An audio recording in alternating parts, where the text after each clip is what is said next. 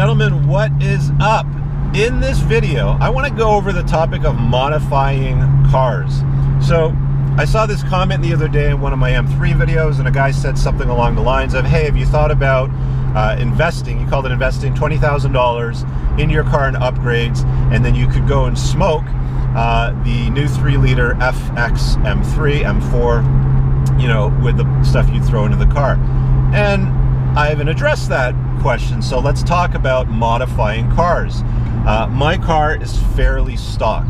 Let's just back up for a minute.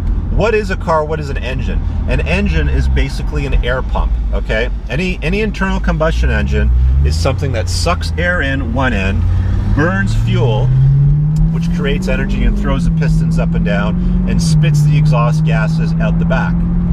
It is common knowledge that anytime you can make that process more efficient, meaning you get the air-fuel mixture in better, and you get rid of the exhaust gases quicker, the engine will become more powerful, more efficient.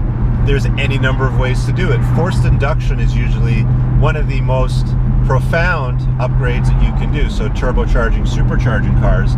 The problem with that is when the manufacturer makes the car.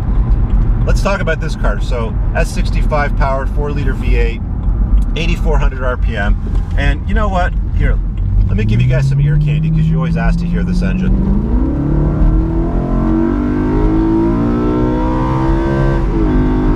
Back to the point. Whenever a manufacturer makes a car and sells it on the open market, it's got a warranty.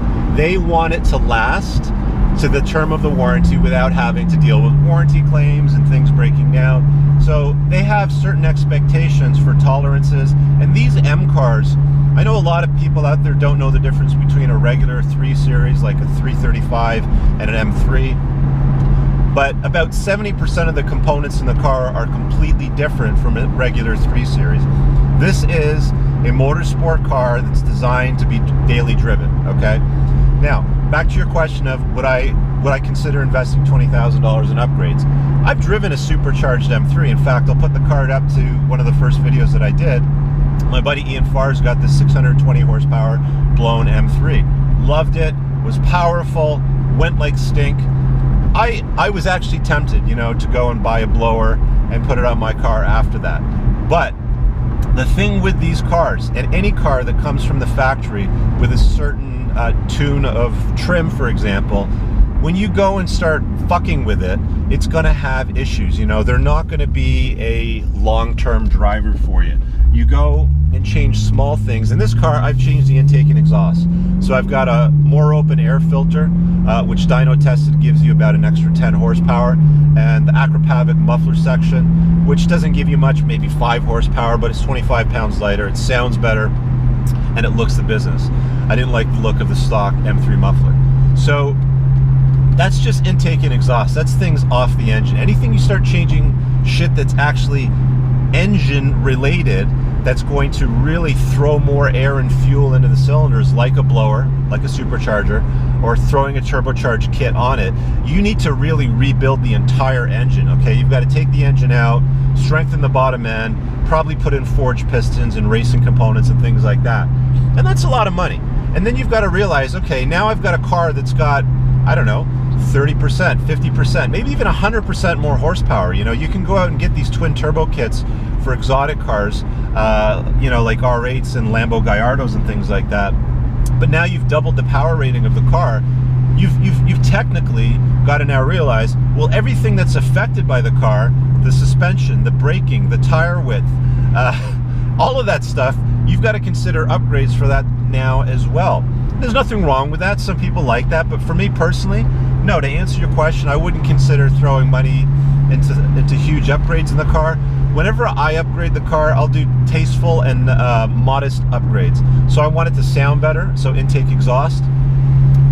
If there's cosmetic changes that I'd look for, I've lowered a lot of my other cars in the past, and I don't do that anymore. I haven't lowered this car. I feel the stock ride height looks good. The front end's a little bit higher than what I'd like it. There's a little bit of a gap between the arch and the wheel, but it's not obnoxious. The back end looks perfect. I think it sits perfectly. You know, you can fix a little bit of it with putting spacers in it or slightly wider tires. I did go 10mm wider front and rear on the car, which I found made the car look a lot better. But you know, to the point, I don't like to modify cars to the extreme. What I'll do is I'll get out of the car if I get bored of it, and I'll get into a new car that is basically set up the way that I want it. I mean, like, we live in an era today, guys, where you can go buy a Z06 Corvette with 650 horsepower from the factory for less than $150,000. You know, if you really want a fast-ass car, go buy one of those. You know, to throw 20 or 30 grand into something like this, yeah, it'll be faster, it'll go better, it'll make, you know, more impressive sounds, but to what extent? How long will it last? You go too heavy on something, it's just not going to be sticky long term. That's my view on modifying cars. I'd love to hear what you guys think. Leave a comment below in the video.